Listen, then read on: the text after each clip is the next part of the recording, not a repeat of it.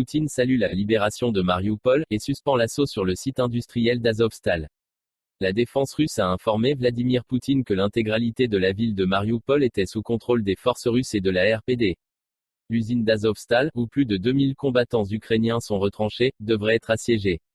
Ce 21 avril, le ministre russe de la Défense Sergueï Shoïgu a informé le président Vladimir Poutine que les forces de la Fédération de Russie et de la République populaire de Donetsk, reconnues par Moscou, contrôlaient l'intégralité de Marioupol, à l'exception du site industriel d'Azovstal. Plus de 2000 combattants des dernières formations nationalistes encore présentes dans la ville y sont retranchés, selon les informations communiquées par Sergueï Shoïgu, qui a précisé qu'environ 4000 combattants ukrainiens et mercenaires étrangers avaient été éliminés lors de l'offensive russe et qu'environ 1500 s'étaient rendus. Fermer cette zone industrielle pour qu'aucune mouche ne passe, demande Poutine, qualifiant de succès la libération de Marioupol. Vladimir Poutine a néanmoins jugé inopportune la proposition de son ministre de prendre d'assaut le site d'Azovstal. J'ordonne de l'annuler, a affirmé le chef d'État, réclamant en revanche que la zone continue d'être assiégée afin que personne ne passe. Fermer cette zone industrielle pour qu'aucune mouche ne passe, a ainsi lancé Vladimir Poutine. Appelant à préserver la vie et la santé des soldats russes, le président a estimé qu'il n'était pas nécessaire d'entrer dans ces catacombes et de ramper sous terre en dessous de ces infrastructures industrielles. D'après les autorités ukrainiennes citées par l'AFP, plusieurs centaines de civils se trouveraient dans l'ancienne usine avec le 36e bataillon de l'armée ukrainienne et le bataillon néo-nazi Azov, les deux dernières unités combattantes à Marioupol. Sviatoslav Palamar, commandant adjoint de ce bataillon intégré à la garde nationale ukrainienne, avait fait savoir tôt le 21 avril qu'ils étaient prêts à quitter Marioupol avec l'aide d'un tiers, munis de leurs armes. En marge de la prise de cette ville stratégique, située entre Donetsk et la Crimée, la Russie avait multiplié les appels à déposer les armes. Une position que Vladimir Poutine a réitérée lors de sa réunion avec le ministre de la Défense. Une fois encore, demandez à ceux qui n'ont pas encore déposé les armes de le faire. La Russie garantit de leur préserver la vie et de les traiter de manière digne, conformément aux actes juridiques internationaux correspondants. Tous ceux qui ont été blessés bénéficieront d'une assistance médicale qualifiée, a précisé Vladimir Poutine. 142 000 civils évacués selon Moscou. Selon Sergueï Shoïgu, plus de 142 000 civils ont pu être évacués de la ville malgré l'opposition des combattants ukrainiens et l'ensemble des otages ont été libérés. Le 24 février, Vladimir Poutine avait annoncé le début d'une opération militaire visant à démilitariser et dénazifier l'Ukraine, ainsi qu'à venir en aide aux populations du Donbass, dans l'est de l'Ukraine.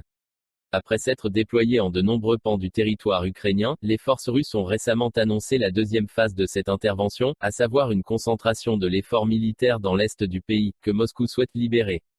Peu avant le lancement de l'offensive russe, Vladimir Poutine avait reconnu l'indépendance des républiques populaires de Lugansk et Donetsk, qui avaient fait sécession en 2014, refusant de reconnaître les autorités de Kiev issues du coup d'État. L'intervention russe est dénoncée comme une guerre d'invasion par le pouvoir ukrainien et ses alliés occidentaux, qui ont multiplié les sanctions contre la Russie. Moscou affirme cibler exclusivement les infrastructures militaires mais est accusé par les Occidentaux de cibler les civils, et même d'être responsable de crimes de guerre. La Russie accuse elle aussi les forces ukrainiennes de crimes de guerre, ainsi que d'utiliser la population comme bouclier humain. Dernier exemple en date, ce 21 avril, au cours de l'inspection de l'hôpital numéro 4 de la ville de Marioupol, les enquêteurs militaires russes ont affirmé avoir découvert 26 corps sans vie de civils. Selon les autorités de la République populaire de Donetsk, alliés de Moscou, il s'agirait de victimes des bombardements effectués par le bataillon Azov. Le comité d'enquête de la Fédération de Russie a ouvert une enquête. Le président Vladimir Poutine a affirmé que les pays occidentaux n'ont fait du mal qu'à eux-mêmes en imposant des sanctions à la Russie. Lors d'une réunion télévisée sur l'économie, le président russe a déclaré que l'Europe et les États-Unis sont ceux qui subissent l'impact économique. Il a insisté sur le fait que la Russie avait survécu à un blitzkrieg économique, soulignant la stabilisation de l'inflation, la normalisation de la demande de détail et le rendement du rouble. Nous pouvons maintenant dire avec confiance que cette politique envers la Russie a échoué. La stratégie de blitzkrieg économique n'a pas fonctionné. De plus, les initiateurs eux-mêmes n'ont pas pu s'en sortir avec les sanctions. Je parle de la croissance de l'inflation et du chômage et de la dynamique économique qui s'aggrave aux États-Unis et dans les pays européens. Mais ces progrès sont en grande partie dus au contrôle des capitaux qui ont peu de chances de rester en place à long terme. L'optimisme du président contraste avec celui du gouverneur de la Banque centrale de Russie. Elvira Nabiullina a averti lundi que si les sanctions touchent d'abord les marchés financiers, elles affecteront de plus en plus l'économie. Elle a déclaré que le pays ne pouvait survivre que pendant une période limitée grâce à ses réserves et elle a prévu une nouvelle flambée des prix de certains produits. Le taux d'inflation annuel de la Russie est actuellement de 17,5%. Malgré cela, Nabiullina a laissé entendre que les taux d'intérêt baisseraient lentement pour permettre davantage d'emprunts à mesure que les entreprises s'adaptent à leur nouvelle réalité. Pendant ce temps, la télévision d'État russe a diffusé un appel lancé par 2 soldats britanniques capturés qui avaient combattu avec l'armée ukrainienne. Ils ont demandé au Premier ministre Boris Johnson d'aider à organiser un échange de prisonniers pour l'homme politique ukrainien Viktor Medvedchuk, un allié du Kremlin. Moscou a déjà rejeté l'idée qu'il puisse faire partie d'un échange car il n'est pas citoyen russe. Il n'a pas été précisé quand la vidéo a été tournée ni si les soldats s'exprimaient librement. Il semble que les responsables russes ne tiennent plus compte du processus de négociation qu'ils ont engagé avec l'Ukraine au cours du mois dernier. Nous avons entendu aujourd'hui le secrétaire à la presse du Kremlin, Peskov, qui a déclaré que l'Ukraine s'est gardée de sa position. La Russie a présenté des propositions très claires. Il a également dit qu'il n'y avait pas d'accélération du processus à Kiev. Nous avons également entendu de la porte-parole du ministère des Affaires étrangères que la Russie avait perdu sa confiance dans les négociations avec l'Ukraine et elle a dit que le régime à Kiev est contrôlé, que c'est Washington qui contrôle le processus. Le régime de Kiev, ses négociateurs font tout pour résister à ce travail, un travail constructif dans le sens où ils utilisent leur tactique favorite, faire traîner, refuser les accords intérimaires conclus précédemment, désavouer publiquement ce qui a été convenu lors des pourparlers. À présent, bien sûr, les négociateurs ukrainiens pointent leurs doigts vers la Russie. Mais il est intéressant de noter que la situation à Mariupol pourrait interrompre les pourparlers de paix. Le président ukrainien Zelensky, le sort des soldats ukrainiens piégés et encerclés libère les forces russes, pourrait signifier la fin des pourparlers de paix. Le président américain Joe Biden déclare qu'il ne pensait pas que le président russe Vladimir Poutine s'attendait à faire face à une OTAN unifiée en attaquant l'Ukraine. Ces commentaires interviennent alors que l'Ukraine propose des discussions avec Moscou sur l'évacuation des troupes et des civils de Mariupol, où de nombreuses personnes sont encore piégées dans une usine sidérurgique. Entre-temps, les ministres des Finances du G7 ont déclaré avoir fourni et promis plus de 24 milliards de dollars américains à l'Ukraine et pourraient en envoyer davantage si nécessaire.